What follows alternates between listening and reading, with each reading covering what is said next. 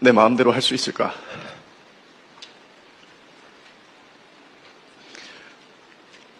아무리 생각해봐도 저는 그렇게 하면 안 될 것 같습니다.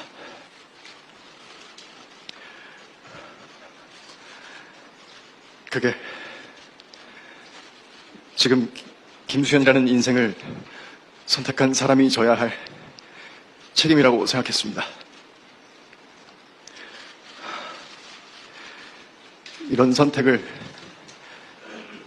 비겁하다거나 이기적이라고 비판하신다면 얼마든지 받겠습니다. 그리고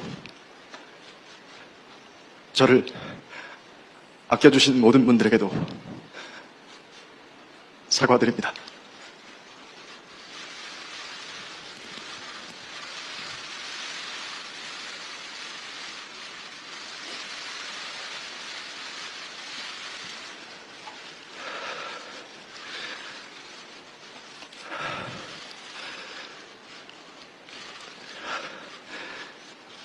지금 이 순간에도 걱정이 많습니다.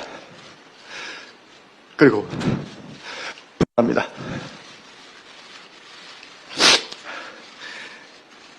지금 내가 하는 말들이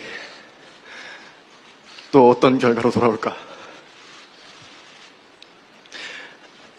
하지만 제가 그런 사람이기 때문에 결국은 말을 해야 한다고 생각했습니다. 또 이런 조언을 해주시는 분들도 있었습니다. 좋게 좋게 가자.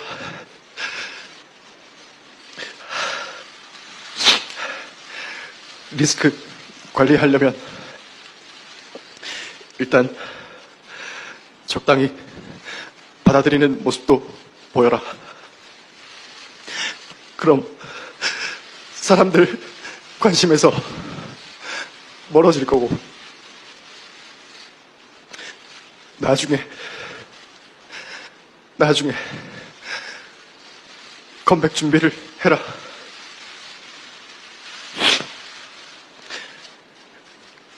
그 말을 들었다면 저와 고인의 사생활이 이렇게까지 폭로되는 일은 없었을 수도 있을 것 같습니다. 내일은 무슨 사진을 올리겠다, 뭘 터뜨리겠다, 이런 협박을 받지 않아도 됐을 거고, 제 사생활을 담은 사진이 유출돼서 모욕당하는 일도 없었을 겁니다.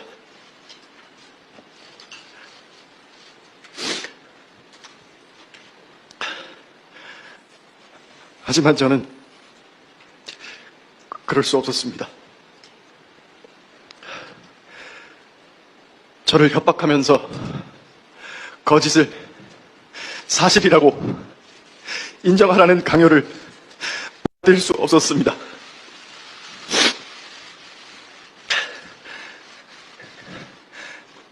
여러분들이 가장 궁금해하시는 부분에 대해 말씀드리겠습니다. 저는 고인이 미성년자이던 시절 교제를 하지 않았습니다. 그리고 고인이 저의 외면으로 인해 또 저희 소속사가 고인의 채무를 아꼈기 때문에 비극적인 선택을 했다는 것 또한 사실이 아닙니다. 둘 다 별다른 점을 빼면 저와 고인은 다른 사람들과 마찬가지로 평범한 연인이었습니다. 서로 좋은 감정을 갖고 만났고 다시 시간이 지나 헤어지게 됐습니다. 그 뒤로는 고인과 좀처럼 연락을 주고받지는 못했습니다. 대부분의 연인들과 마찬가지로 헤어진 사이에 연락을 주고받는 건 조심스러운 일이었습니다. 둘 다 많은 사람들에게 얼굴이 알려진 배우이기도 했고, 고인이 저와 같은 소속사에 있었을 때는 고인이 어떻게 지내고 있는지 어느 정도 알고 있던 입장이라 더 그랬습니다. 그래서 고인이 음주운전 사고를 겪었을 때도 쉽게 연락할 수 없었습니다. 고인의 유족을 대변하는 유튜브 채널에서 고인의 마지막 소속사 대표가 음주운전 사건 당시 고인이 저 때문에 힘들어했다는 이야기를 하는 것을 들었습니다.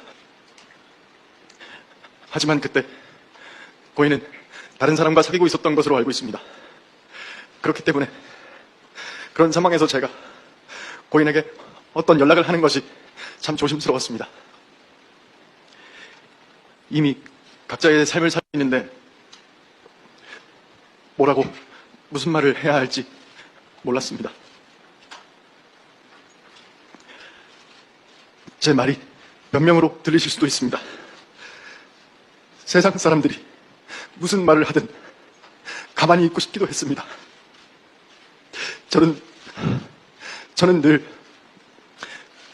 과분한 사랑을 받는 만큼 오해도 많이 받습니다.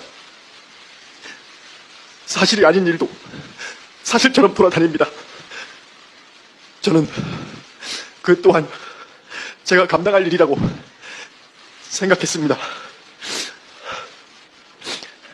하지만 고인의 유족은 제가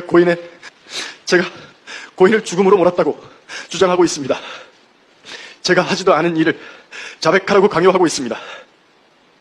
너는 미성년 때부터 고인을 농락했다. 너 돈으로 고인을 아빠 죽게 했다. 너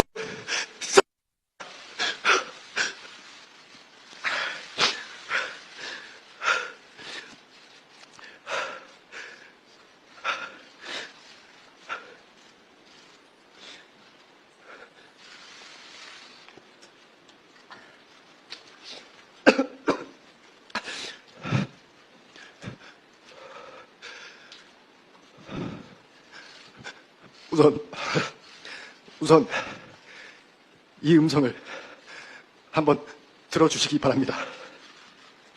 유족이 저와 고인의 관계를 보고한 이후에 유족의 입장을 전달하는 유튜브 채널에서는 고인의 마지막 소속사 대표의 증언을 공개했습니다.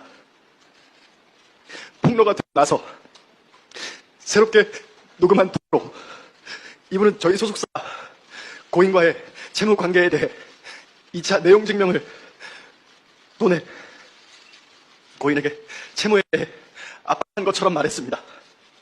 하지만 1년 전 당시 제 소속사 대표 통화에서는 전혀 다른 말을 하고 있습니다. 한번 들어봐 주시길 부탁드립니다.